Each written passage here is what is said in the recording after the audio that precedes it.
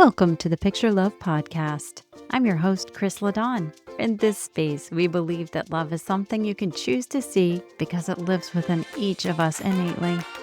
Picture love is a practice, a way of seeing with your heart, not just your eyes, a way of showing up as the love you wish to see in the world. Each episode offers encouragement, soul-led conversations, and gentle tools to help you reconnect with what matters most, to live, to create, and love with more presence. I'm so glad you're here. Now let's get started. Welcome back to Picture Love, friends. You ever had one of those days where you had to keep doing something over and over, and you knew exactly what you needed to accomplish, but life just kept getting glitchy? That describes this episode today. I have something heavy on my heart, and it's something I would love to offer somebody who's just not in a space to accept a pep talk. Somebody who I see so much good going on in them. And so I thought I'd record a pep talk, and maybe like a time capsule, it will appear when this person is ready to receive. And in the meantime, I hope that somebody else will find a pearl that they need today. And I'm just going to trust it gets received by the people who need it the most in the moment when it is most useful. And it kind of piggybacks on last week's episode of Picture Love Podcast when I was talking about the beauty of the in-between. You know, when you're between stages of life or chapters or all number of things that we humans get to go through. And the person who I would love so much to uplift, but I know not everybody is willing to receive it. This person has some really legit goals set up for their life. And they are looking at those goals and feeling like they are so out of reach. And in a point of frustration where it's just nothing but low emotions and restless sleep and grumpy conversations or ghosting. And I'm sure we can all relate to some version of some of that. You know, disappointment is pretty heavy. It's like a boulder, right? But disappointment doesn't mean that thing, that goal, is out of reach or out of the question or unreachable. These are just the emotions that we kind of have to wade through, however you want to look at it. And if we can look at those emotions with a little bit of extra compassion for ourselves, like we would for somebody else, I think it would really help us a lot. So I'm going to speak from personal experience as well as the beauty I see in this person. And I believe fully that this person's goals and dreams are not only attainable, they are aligned. They deserve that and more. This person is feeling stuck. They're feeling in a holding pattern. They're feeling limitations, and they're feeling like forward movement isn't happening. But it is. And it's easier for me to see looking in from the outside than it is for somebody who's in the thick of it. But setting a goal is kind of like a ship setting course. And sometimes that voyage has to have detours. You know, there's the uncontrollable parts, there's the weather, there's the ocean, there's the labor, there's conflict that happens. And I'd say the worst conflicts we ever experience as humans are the ones that happen within ourselves. So I was given this image in my mind of heavy chains. And those chains that we unknowingly put on ourselves get forged by disappointment, impatience, comparison.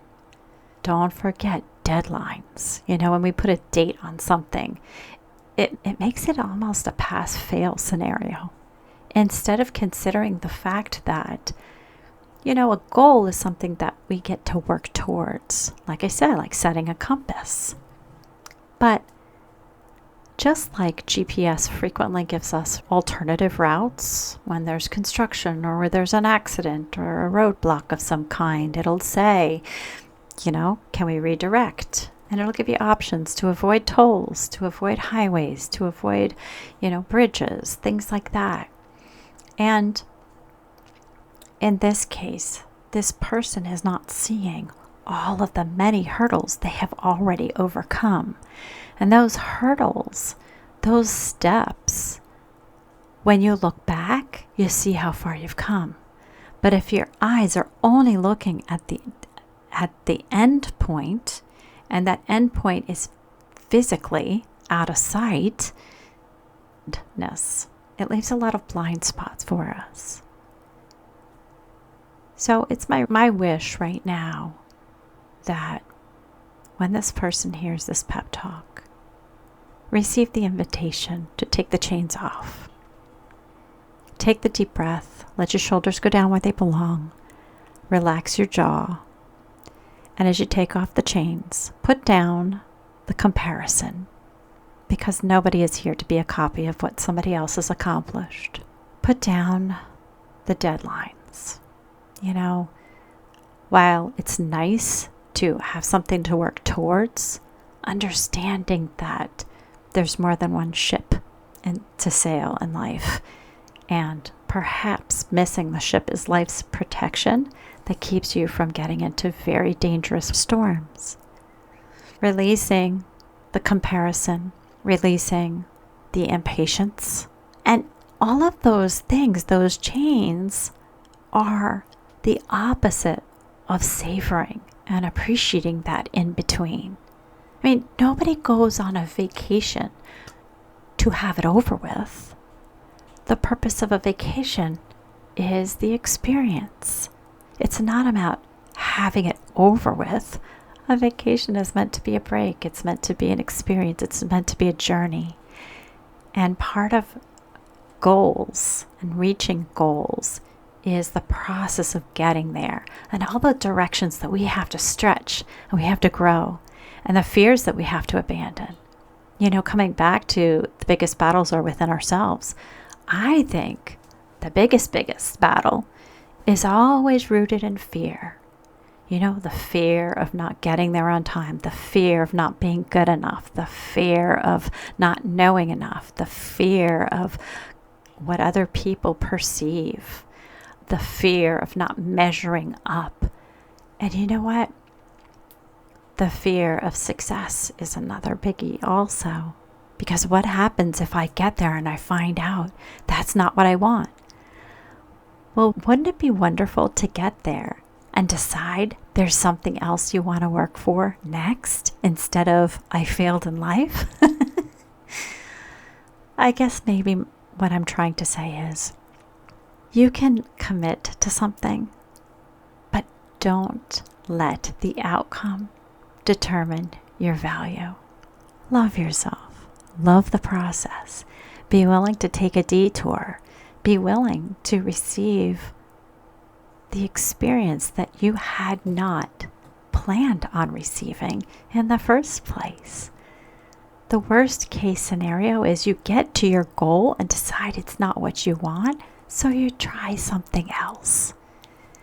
One of my favorite TV shows is Ted Lasso, and I was rewatching it with my family the other day, and there's a point where the coaches made a decision in his absence when he wasn't in the room, and it backfired. And instead of motivating the team to do great, it motivated the teams to completely break down and play angry.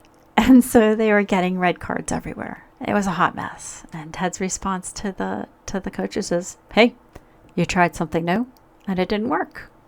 Carry on. And I think that's true for so many things. I mean, how many tests do we have to get a perfect score on before we're happy? How many things do we have to do perfectly before we're happy? How many things do we have to fail before we realize there's life after failure? So I guess what I'm saying is honor the goal, be willing to redirect and choose a new approach, and also be willing to allow yourself to choose a new goal if something better comes along. Let's not live life with blinders and blind spots. Let's live life open to being amazed. At the risk of sounding repetitive, I'm going to reintroduce an acronym I shared with you a few months back, and the acronym was built on the word GROW. Gratefully recognize and observe with wonder. So gratefully recognize where we are right now and where we'd like to be. Gratefully recognize what we've already accomplished and what's in front of us right here that needs our attention and our gratitude that we can build on, that we have built on. And observe with wonder. What's the next kind step I can take?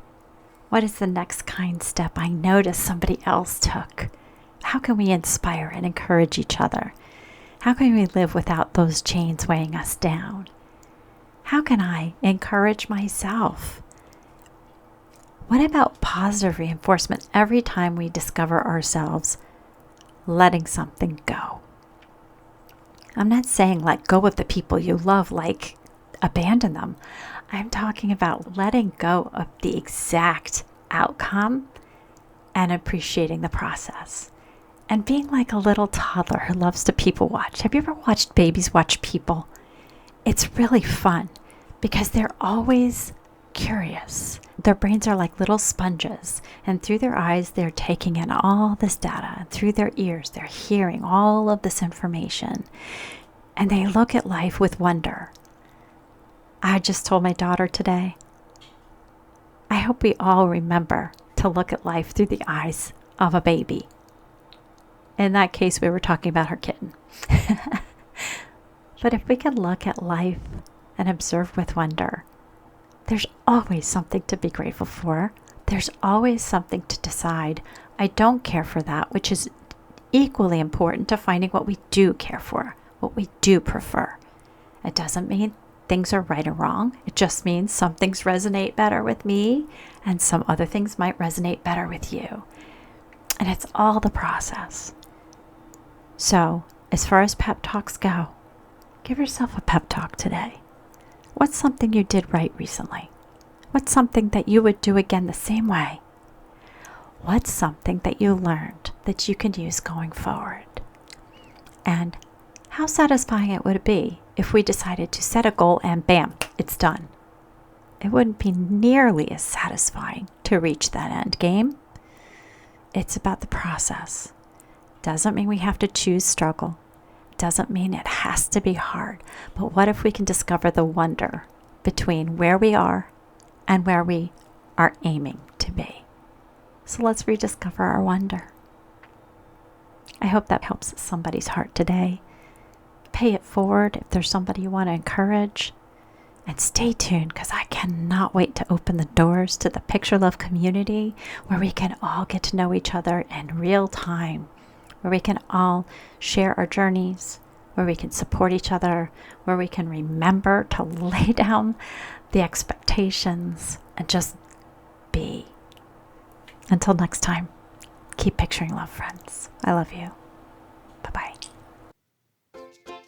Thank you for spending this time with me. If today's episode touched your heart, I invite you to share it with someone who might need a little extra love. Your support helps our community grow and keeps the Picture Love movement thriving. Until next time, keep picturing love.